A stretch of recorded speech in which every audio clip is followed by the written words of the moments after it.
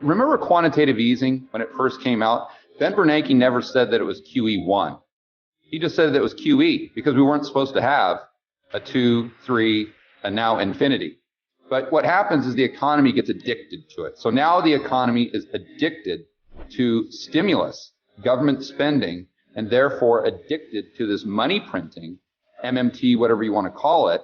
So that's what the average investor needs to be cognizant of, because they have to adjust their portfolio accordingly. If they don't, then they're really going to have some financial difficulties in the future. What that means is simply there's more currency units in the economy that are chasing goods and services. So there's more dollars. Fake money. There's fake news, fake money. The dollar is fake money because it's just an IOU. And to make it more extreme, all your checking account is the bank saying we owe you IOUs. It's like a double IOU, but they're creating more dollars. So it's just simple math. If there's more dollars out there chasing the same amount or fewer goods and services, most likely the price of those goods and services are going to increase.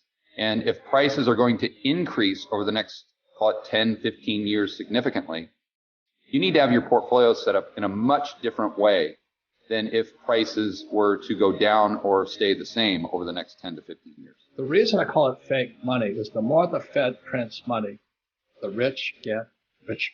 We have asset inflation right now. We have asset inflation in the stock market, bond market, real estate market. I mean, it's feeding the rich. So UBI, MMT, quantitative easing, making the rich richer. Unfortunately, the middle class will pay higher taxes because the rich don't pay taxes. But what it does, when you have universal basic income and MMT, the poor get poorer. So if you're a poor person, you can't afford a house now because real estate prices are so high. And if you have universal basic income, I don't think a bank will touch you, if you want to buy real estate. Yeah. It's like what was it in the Roman days, the bread and circus?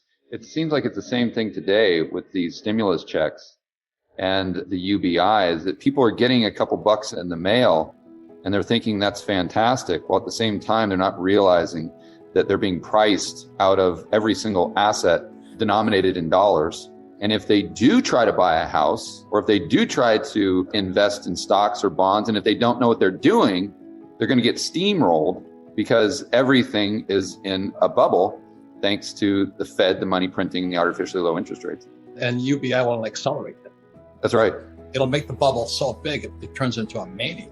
You know what's interesting too? You use the word mania. And we hear a lot in the media right now with this cancel culture, where everyone is hysterical about everything else. But there's also a lot of hysteria in the stock market, in all these asset classes. So it's like we live in this world where everyone is hysterical about something. It's just kind of pick your poison. There's capital gains and there's cash flow. And you got to know what you're going for. So in real estate or in stocks or in bonds, people most of the time are going for capital gains. So when a person flips a house, they're going to buy it for 100, goes to 200, they're going to net 100. But the trouble with capital gains is you pay tax on it. But the other part, there's always a boom and a bust. And I'm predicting the biggest bust in world history is coming.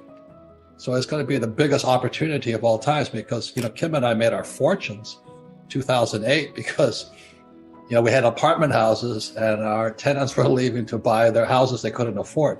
I mean, there was a thing called a ninja loan, no income, no job. Okay, so there's booms, busts, capital gains, cash flow.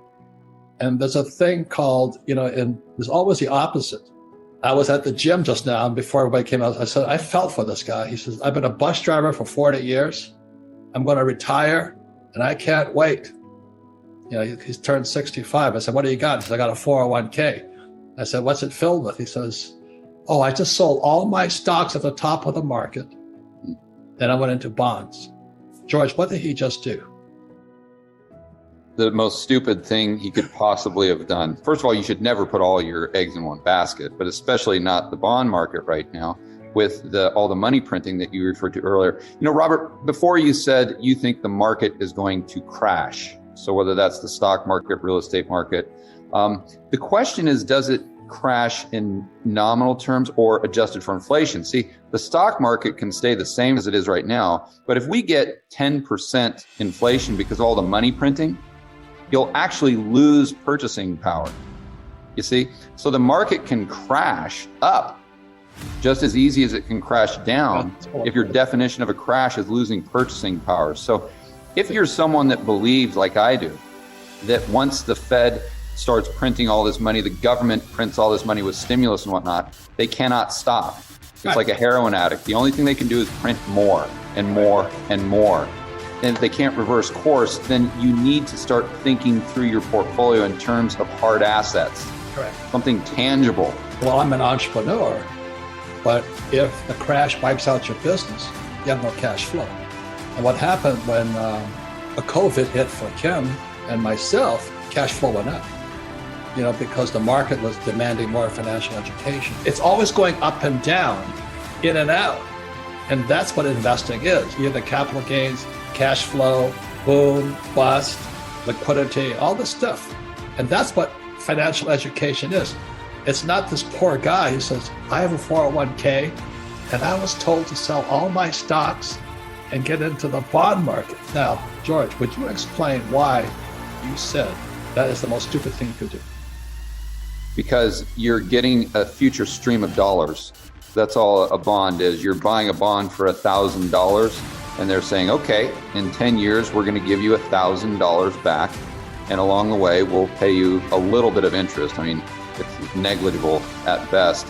So what happens if we have a high rate of inflation because of the money printing? You're going to get paid that $1,000 back, but it's going to buy you a loaf of bread.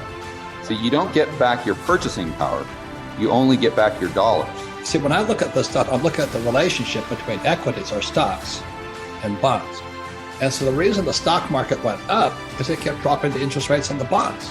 So, when I started off, interest rates were about 16%. So if I had a bond, I was getting 16% interest. That was a very valuable bond. If they dropped the interest rate to 14%, my 16% bond was more valuable. That makes sense. It's like my cash flow from the bond or the dividend was good. And so when the market kept crashing, they dropped it to 8. And today I think it's about 2.5 on the long bond. So as to keep the stock market up, they had to keep dropping the bond prices down. And now we're at zero. They call it the zero bound. Yeah. And that's where Japan is. Yeah, for a long time. If they can't keep dropping that bond price, the stock market comes down. So that's the correlation between equities, stocks, and bonds. So this is my question, George. So let's say today bonds are 2%. What happens if it goes to 5%? Because inflation comes in, they have to raise the bond rate to 5%. What happens to the 2-year bond? The value of the bonds purchased at 2% goes down. Yeah. And that's what that guy did. That's right. He's buying a bunch of stuff with a value. You really can't get any capital gain on it. That most likely you're going to be stuck holding, and that's not going to be good in inflation. One of the great things about being an entrepreneur, going back to Rich Dad, Poor Dad, is you put yourself in the position of being a price maker, where other people are price takers. The majority of people are price takers, so they have to take whatever price is offered by whatever it is they want to buy. But the real estate owner, the apartment owner, let's say, or the business owner can raise their prices if the rate of inflation is going up. So it hedges you against inflation while at the same time paying you to own it with that positive cash flow. And a bondholder does not have that opportunity, to say the least. Bonds and stocks are liquid. Real estate's not. So it's like that guy buying a bond at 2%. Nobody wants it if it's 5%. So if you buy a piece of real estate, let's say in Dallas, Texas, and suddenly the prices drop, it's hard to get out of that debt on that real estate because it's not liquid. Yeah. So the good thing about the bond, he can dump it and take his loss now. But real estate is illiquid. Yeah. And that's why we highly suggest investing in your financial education, because it's not an answer to it. It's a process. And my concern is, and I'm not saying don't buy, like I was just in Texas, it's a mania because everybody's running out of California and New York, wherever they're running from. And everybody wants to get out of the cities. So they want a piece of the country. So land prices spiked. Now, is that good or bad?